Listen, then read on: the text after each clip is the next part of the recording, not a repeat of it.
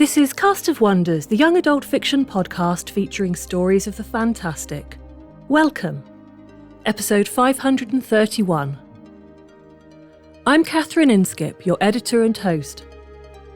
Our story for today is Crown Prince by Melissa Mead, a Cast of Wonders original. Melissa Mead lived in upstate New York and had more than 80 publications in magazines and anthologies, plus one novel, Between Worlds, published in 2005. She had cerebral palsy and was a dedicated advocate for the rights of the disabled. She worked for a time at Clover Patch in New York, a summer camp for individuals with disabilities.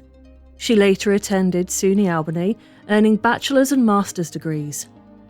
She was a founding member of the Carpe Libris writing group and a familiar figure at conventions. This story is narrated by Jordan Corella. Jordan Corella is a trans and disabled author who has lived all over the world, including Moscow and Manhattan. In his past lives, he was a photographer, radio DJ, and social worker. His fiction has been nominated for the Nebula Award, longlisted for the British Science Fantasy Award, and he has taught at Iowa State University. He is decisive, but couldn't decide in Cat vs. Dog, so has both. One quick content warning, this story features elements of ableism. And now, we've a tale to tell.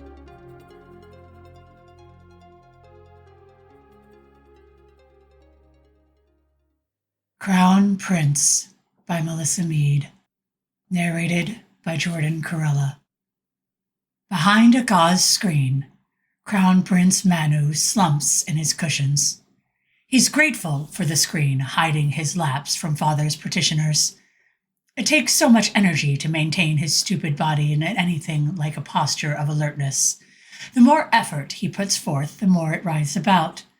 The law says that he, the only royal son, must be present at all official proceedings, but behind the screen no one can see him if he chooses to save his energy for listening. He always listens and remembers. A stranger enters the room and bows before his father, the emperor. The prince startles, limbs flailing.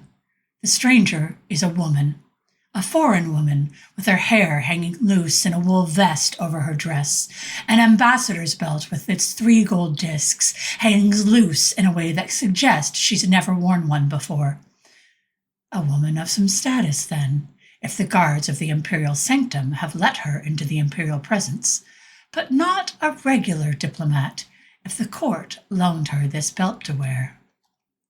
The woman's wooden-soled shoes clack against the polished floor. Everyone stares. The few women in the palace wear cloth-soled slippers that whisper over the satiny wood. The emperor frowns, but doesn't reprimand the visitor. She must be even more important than Manu had thought. "Greetings, Emperor of the Riverlands," she says. "I am Sayandava of the Northern Hills, come in response to your request." "Sayandava, welcome. Is all well in my brother's court?"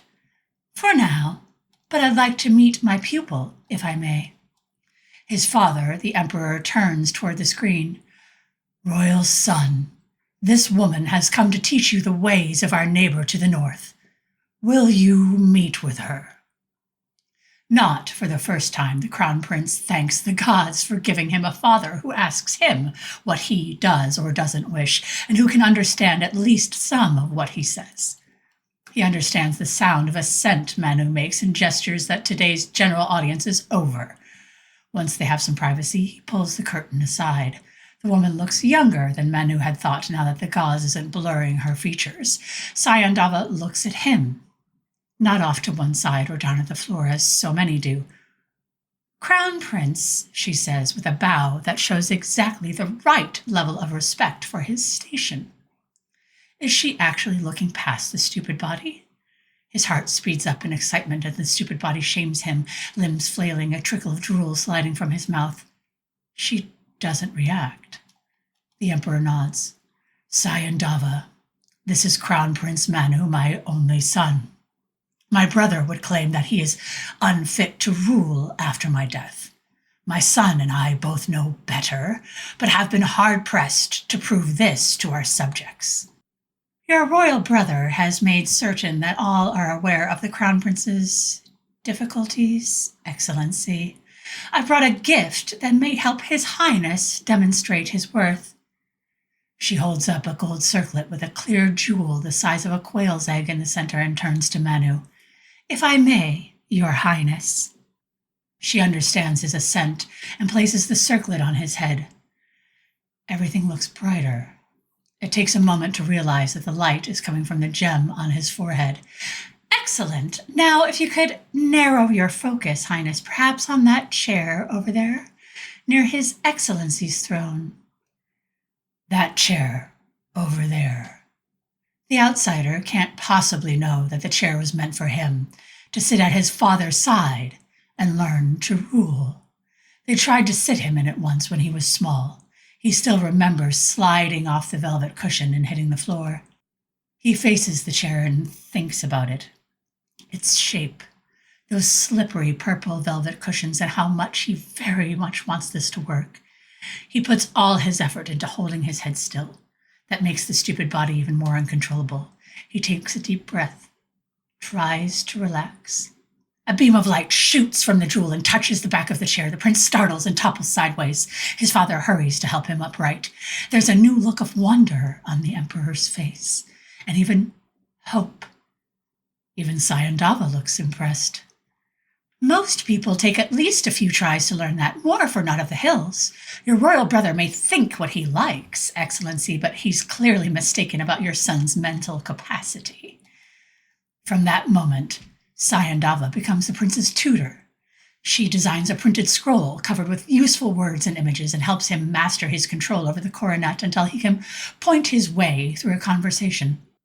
The scroll of basic nouns and verbs becomes a set with topics ranging from a choice of breakfast foods to a code of numbers for the laws most commonly invoked at judgment sessions. You'd think the fact that you can read would make it clear to your royal uncle that you're intelligent. For once, she's not looking straight at him. He wonders if she underestimated him too at first. He'd like to say, "My uncle's never bothered to notice." He points to the image of a stubborn-faced donkey instead. She laughs, but there's tension in her laugh. She seemed preoccupied lately. Manu points out a question. "It's nothing, Your Highness. I think I'm just homesick for the hills. Perhaps I should go home soon for a visit." Prince Manu doesn't like to think of returning to the long, dull days before she came, even temporarily. Others of the court will use the basic scroll to ask him questions now. Even a few smile and wish him good morning. But no one but his ever-busy father will discuss the Golden Chronicles with him or ask him what he thinks about a proposal to drain a marsh for more cropland. If he wants to be seen as a wise ruler, though, he can't cling to his tutor like a child to its mother.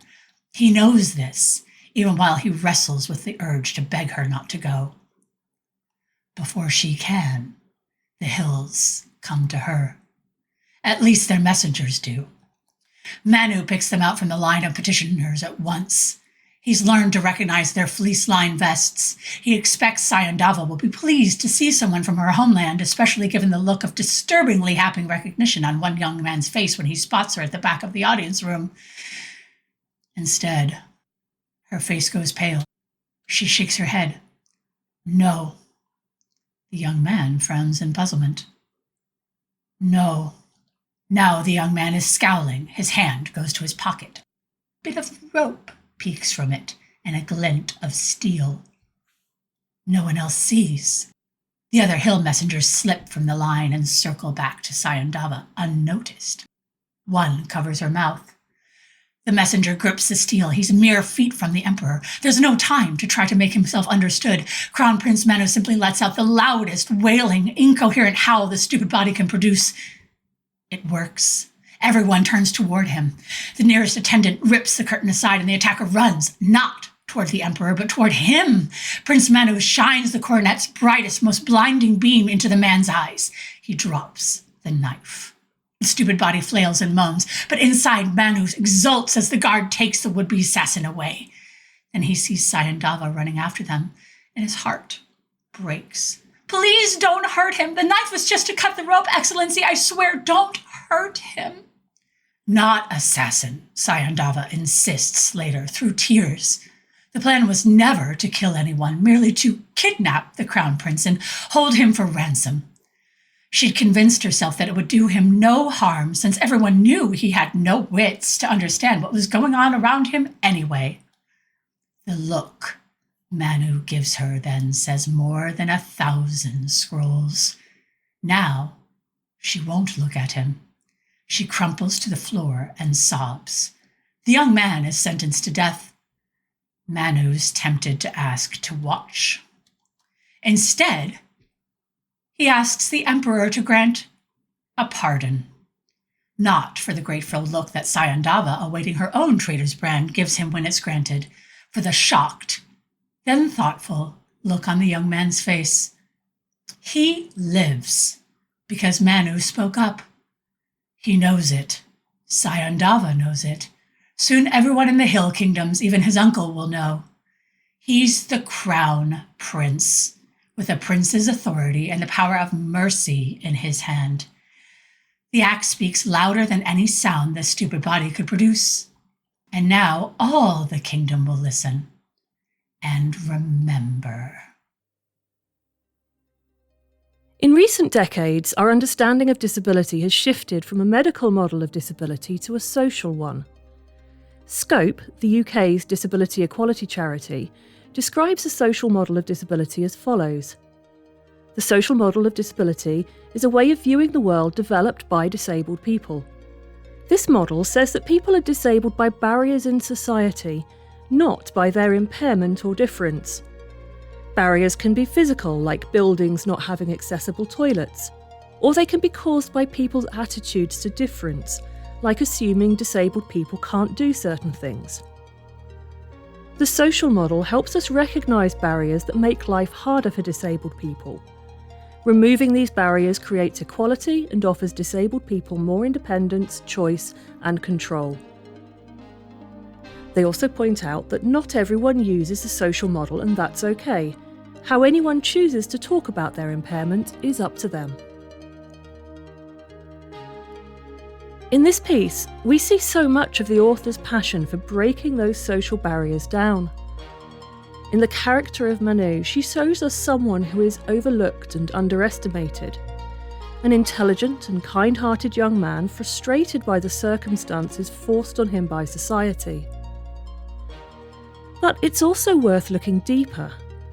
Manu is supported by his father and privileged by his position, far luckier than many others with his impairment would be in his world. We also see how he refers to his body and physical limitations very negatively. The stupid body that won't do what he needs, what others can do, that holds him back from being seen for who he is. However, at the end of this story, Manu shows that he does have the agency to act, to steer events in the way he needs, using his physical voice and physical body. The communication tools he's been using to become recognised by others aren't the solution to this crisis at all in the end. It's just him and his body. And that was enough. Accessibility isn't just about giving people access to support tools to engage more fully with society. It's also about reshaping society such that all people are included, regardless of their circumstances, with as much or as little extra support as they want or need. Perhaps as Manu grows into his position and reshapes his world, his relation with his physical self might also change as well. Melissa Mead passed away in February 2022, and sadly never had the opportunity to learn how much the Cast of Wonders team loved this story of hers. We thank her family for allowing us to share it with you. Join us again soon. We love bringing you the best audio fiction week after week, but we can't do it without your support. Your donations pay our authors, our narrators, our servers and our staff. Please consider supporting us with a monthly donation through either PayPal or Patreon. You can also review us on Apple Podcasts, request us on Spotify, and consider the stories we publish for award consideration. There are lots of ways you can help. Join the discussion on the EA Forum, forum.escapeartists.net, or EA Discord. Visit on Twitter at Cast of Wonders. Come say hello. Cast of Wonders is brought to you by editor Catherine Inskip, assistant editors Kappa Cobb and Alicia Caparasso, associate editors Tanya Adelit, Amy Brennan, Joyce Hernandez, Somto Eheswe, Amanda Kong, Ray O, Simon Pan, Samuel Poots, Emma Smales, Denise Udell and Rin Yi. Our editorial assistant is Amy Brennan, our community manager is Denise Udell, and our audio producer is Jeremy Carter. Cast of Wonders is part of the Escape Artists Foundation, a 501c3 non-profit, and this episode is distributed under the Creative Commons Attribution Non-Commercial No Derivatives 4.0 International License. That means you can download or listen to the episode on any device you like, but you can't change it or sell it. Our theme music is Appeal to Heavens by Alexei Nov, available from Promo DJ or his Facebook page. Thank you for listening.